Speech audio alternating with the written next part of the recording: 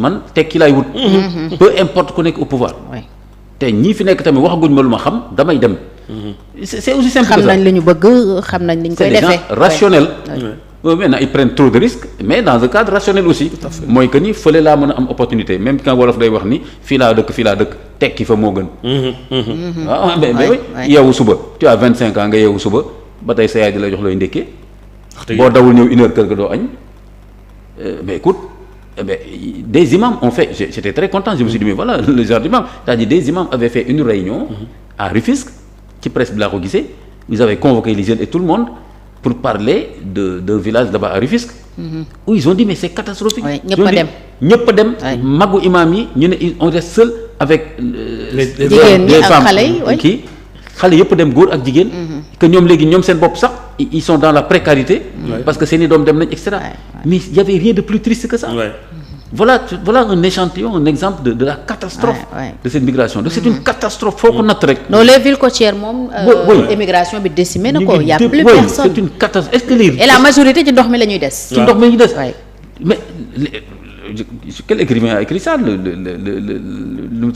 l'océan est devenu un cimetière pour les Africains alors benn waay ne ma daal nii ci sama page Facebook mu daal nii su boo xool ma que maudit soit l'océan qui est devenu un cimetière ma ne ko tu te trompes océan la rek c'est-à-dire que boo fa daanoo lay dal lu daanu ci ndox moo lay dal c'est pas l'océan qui est maudit au contraire l'océan est plein de richesses mais c'est nos politiques l'injustice nationale internationale et tout qu'il faut maudire attention il faut pas se tromper ñun on se trompe tellement oui oh là là on se trompe tellement alors donc mooy lucidité bi ma wax donc vraiment cette question d'enfant wax na sànq lu très très important di wax ne da ngay defar sa projet du baax et cetera waaw parce que le modèle même d'entrepreneuriat même qu'il faut revoir parce que Sénégal bokkul ak France bokkul ak Australie bokkul ak Japon bokkul ak Arabie Saoudite c'est des réalités différentes une histoire différente des familles différentes des valeurs culturelles différentes et cetera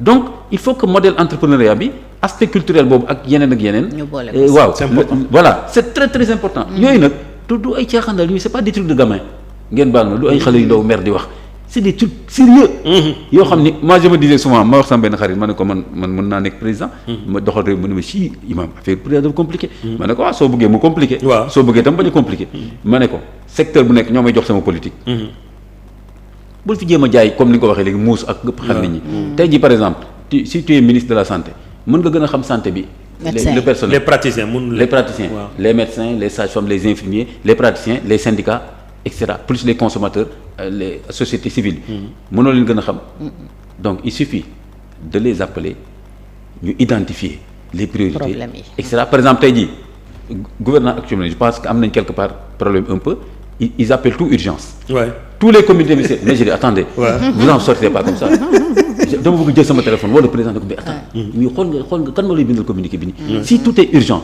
c'est foutu donc mais il faut mettre des critères au moins mettez la première urgence mais si vous alignez benn communiqué ministériel boo xam c'est une dissertation xam naa danañu imam yi ñu sa comité ministériel la dissertation la vous avez vu ça c'est une dissertation alors je dis mais priorité ngeen di dégager pour chaque secteur daal ne par exemple on travaille sur ça beneen bi mooy que ñi seq secteur bi ngeen bañ tànn fii mais ñi seq secteur bi ñoo la gën a xam secteur bi ñu wax la secret yi ci nekk ak noo koy manager un ministre ça doit être facile tu dois juste manager mais si tu es là-bas pour faire du clientélisme comme je l'ai dit allez voir les ministères le ministre il ne fait que recevoir les lobbyistes il ne fait que c'est son secrétaire qui travaille sur le secteur il ne fait que recevoir des lobbyistes ak ñu koy jox xaalis pour mu mën a fay bor yu mu amoon ci élection yi passé ak mën a amaat ay clients il ne fait que ça il ne s'occupe pas du secteur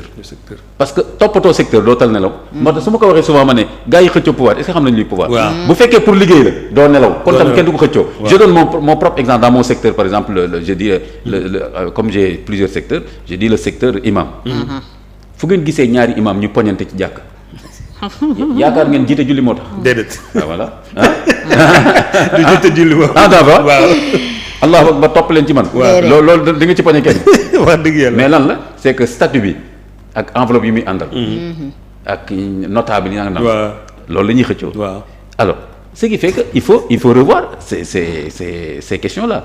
Donc nañu xoolaat cette vraie question migration bi pourquoi pas même des assises. ñu ngi naan assises justice mooy li nga wax dans fa comme c'est des gens qui sont dans l'état d'esprit de defante. Quand le jeune Bodian dit qu'on ne peut pas gérer le pays comme il se doit tant qu'il y a des opposants milliardaires li nga waxaat ñëw na. C'est-à-dire que ni il y a peut-être 20 opposants milliardaires yoo xam ne tant que ñu ngi fi. duñ mën a gérer réew mi. Bon kooku je suis premier je le démets. c'est ça. nañu wax port na wax nu muy génnee xaalis ci port bi jox jeunes yi liggéey. loolu na woo dans fa xam mu ne ko je te propose un modèle nga naan ma ay. je dis attends ba ñu daje fenn. bu fekkee li ngeen bëgg a def ci réew mi duñ leen bàyyi ngeen def ko. parce que on est là aussi pour les jeunes. alors affaire opposant kii milliardaires yooyu bàyyi leen ak justice. Bodian on l'a nommé comme procureur wala. vraiment Fatou Niam yéen ñi topp presse ban poste lañ ko jox. Waly Diouf Bodian waaw c'est le directeur du port. Il fait une déclaration de procureur. non vraiment. c'est lui qui poursuit les milliardaires opposants. vraiment. mais nañ ma mere. mais man souvent gis nga émission bi nii. dama ci remercier bu baax Télé Sénégal ñu boole ma ci émission bi. Vous savez pourquoi dans ça? Parce que man sama participation ci émission bi c'est pas juste des analyses. C'est une participation de témoignage aussi. Témoignage de testament éthique. Voilà parce que dafa am lu réew mi soxla. Les gens sont tellement clientélistes tellement partisans que fu nekk nii wax loo xam ni moo jaadu. te nekk intérêt jafe na. J'essaie d'assumer ça d'y aller parce que loolu dañ ko soxla. ci réew mi. pas pour les beaux yeux des gens et cetera. Donc fi mu nekk nii loolu Fatou Thiam dañ ko soxla xoolaat modèle bi pourquoi pas des assises. de la migration. parce que migration ay dimension la. loolu ku mel ni Boubacar Seye ça fait des années mu di ko wax. par exemple les assises de la ku migration mel noonu dégg nga ñu wax ko impliqué ko ci dara. mais nañ teg fële vous êtes devenus les autorités du Sénégal. vous êtes les autorités du Sénégal on vous demandera des comptes sur le Sénégal. La coalition Diomaye yéen la ñu nommé ngeen nga juré devant le procureur xaw ma le conseil constitutionnel pour que li constitution wax Sénégal mais kon tu es le président de tous les Sénégalais y compris ñi la contre. waaw te tam ñi la contre sax da nga leen war a gën a bàyyi nopp. parce que ñoom duñu la neexal. c'est ça politico laudateurs yi nekk sa wet naan la noo def noonu la. quand je vois des président Sonko noo def noonu la. waaw Diomaye ma ne mais regardez-moi c'est le gamin là.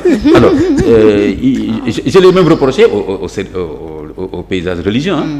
J'ai dit une fois à un imam de notre quartier ma ne ko yéenay ñaanal gars yi ñuy def leen neex mu ne ma li nga wax réew di ma ne ko ñoom ñooy ñëw ne ngeen ne leen yaa xam foo bëgg a jëmee réew mi. waaw yaa na fi jàpp yóbbu man leen da ngeen xam fu ñu bëgg a jëmee réew mi. wax dëgg yàlla mu ne ma xam nga nit bu ñëwee rek ñaanal ko. waaw mais ngeen ñaanal ko mu jëmee réew mi fu baax.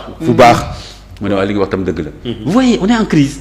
c'est-à-dire que quand je lui ai fait cette remarque là. mu ne ma pour dire jaxase yooyu mentalement nañu libérer Sénégalais yi ak Sénégalaises yi seen bopp yi gën a way quoi ñu xool dëkk bi dans sa vérité. aussi damay wax souvent tubaab bi mën nga leen sikk mën nga bañ a d'accord am na fu ñu raw fu bëree bëri. bokk na fi ñu raw mooy ils font face aux problèmes de leur société. ñun fii on camoufle.